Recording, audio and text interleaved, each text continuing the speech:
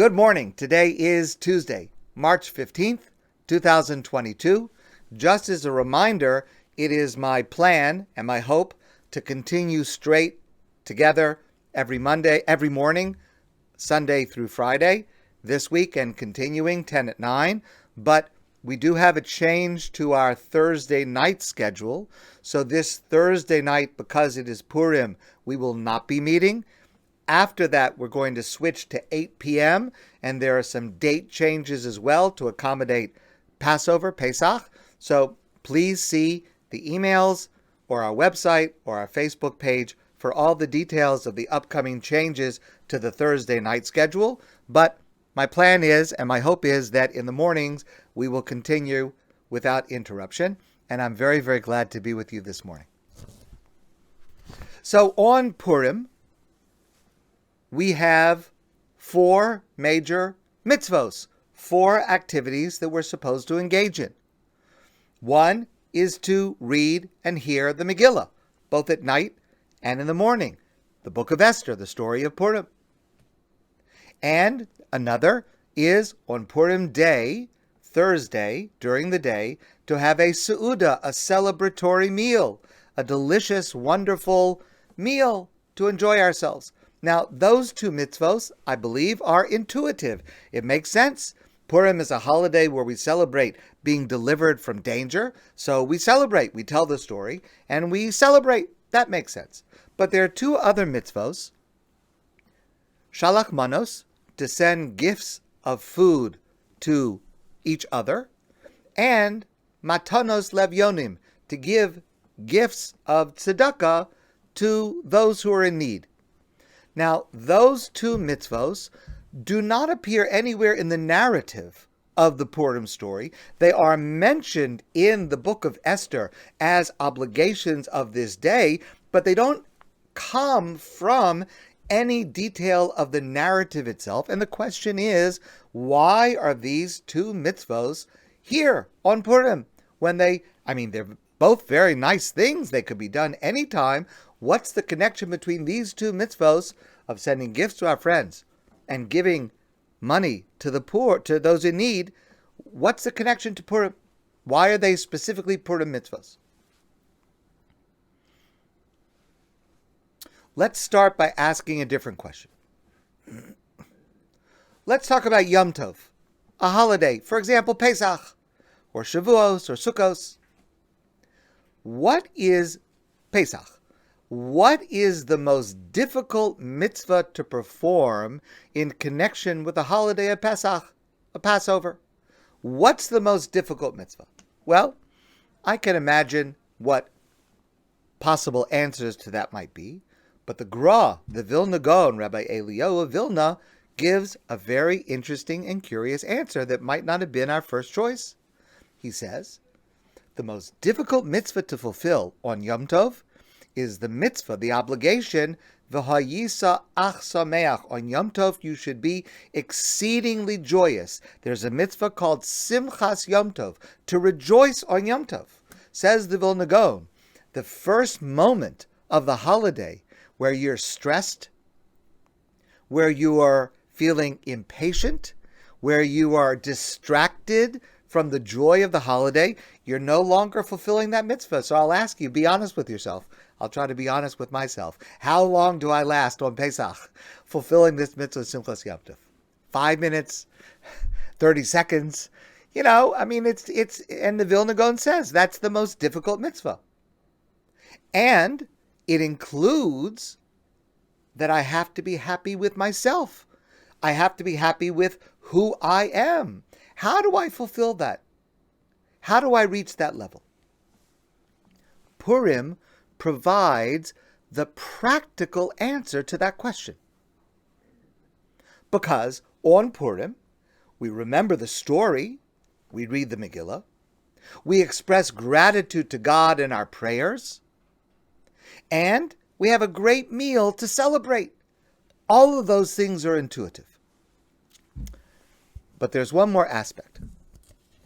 Now listen, please, to the words of the Rambam, famous words which I've quoted before, but so important for us to internalize and to understand precisely what the Rambam is saying.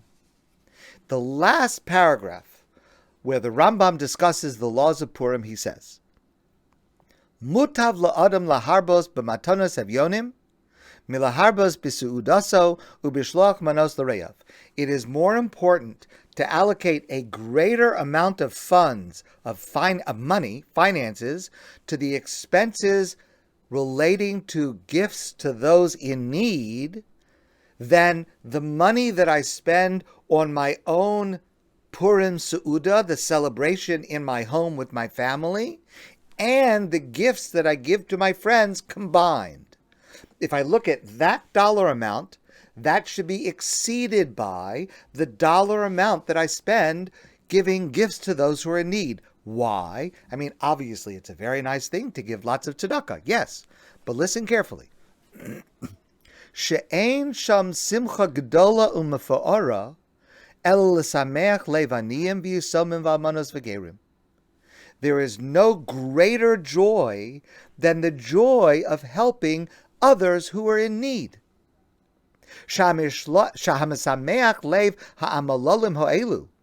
Because one who assists, helps, supports those who are in need in any manner, Doma l'shchina, is compared to God himself. Shenemar, as it says about God, Lahachios ruach shvolim, God raises the spirits of those who feel downtrodden. Lahachios lev nidkoyim, and revives those with broken hearts. So when we revive someone with a broken heart, when we raise the spirit of someone who is downtrodden, we are acting in a way that imitates God. And that is a way to increase the joy that we have. Notice, please, that the Rambam is making the very precise point. It's not just altruistic that we should do more to help those in need on Purim. Yes, it is altruistic, but it's also selfish. I want to be happy on Purim. I can be a little bit happy, or I can be a lot happy. In order to be a lot happy, I should do those things that give the greatest amount of joy. A lower level of joy is for me to enjoy my delicious meal with my family, and that's it. A greater level of joy would be to share it with those who might not have it otherwise, either because of financial need or spiritual need or for whatever reason. When I include others that in a way that lifts their spirits, I'm increasing my joy. And the truth is, we all recognize this. We all recognize that when we do an altruistic act for someone else, we feel better. We feel better about ourselves. So, a good meal is good. A great meal is great. How do we turn our meal on Thursday from a good meal to a great meal? A little joy is good. More joy is better. A little fun is good. More fun is better. A little helping others is good. A lot of helping others is great. The more helping, the more happiness, the more joy. Do you want to increase the level of joy you feel on Purim? Spend more time helping others. You'll feel more joyous on Purim. It's as simple as that. And it's as profound as that. And that's the lesson that the Rambam is teaching us. And that's the reason why we have these two mitzvos that don't come from the narrative. They come from the obligation to feel joy on Purim. So we could either feel a little bit of joy and have a delicious meal by ourselves and only look after our own pleasure, or we can have a lot of joy, a lot of fun, a lot of happiness by spending more time helping others. It's a simple formula.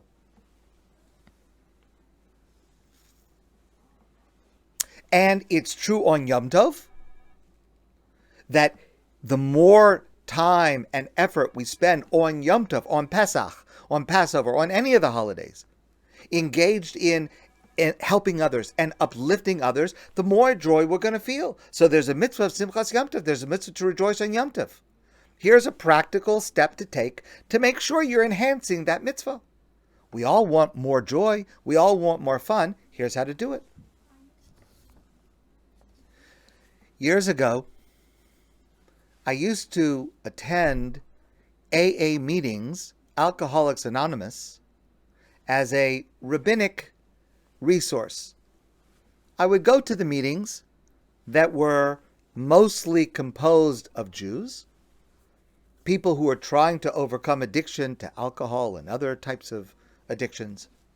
And I would try to be a Jewish resource to share insights from a Jewish point of view, many of them based on the writing and teaching of Rabbi Dr. Abraham Twersky, who was the trailblazer in this area.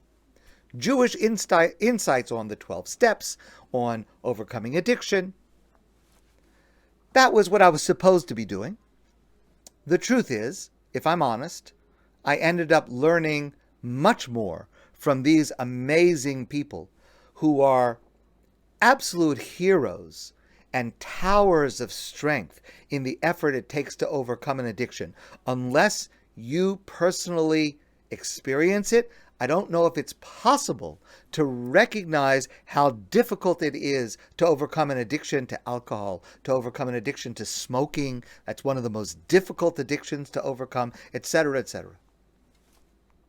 I remember one night, I'll never forget this. A man spoke up in the group. As you may know, at AA meetings, each person speaks up. It's a support group. A man spoke up and he said, "This week, I really feel so good. I feel good physically. I feel good emotionally. My job is going well. I'm doing better with my wife and my kids." And I was thinking to myself, why? And I realized I feel so good tonight because this past week I concentrated on helping others. It's remarkable, and it's simple, and it's true. We need to let Purim set the tone for our lives. Lives of joy, of exuberance, but not just a little joy, not just a little fun, but more joy, and more fun, and more happiness.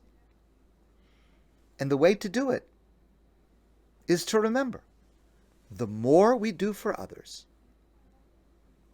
the more highly we will think of ourselves, and the happier we will be. My friends, I wish you a great day and a happy and joyous Purim. And I look forward to seeing all of you soon in person.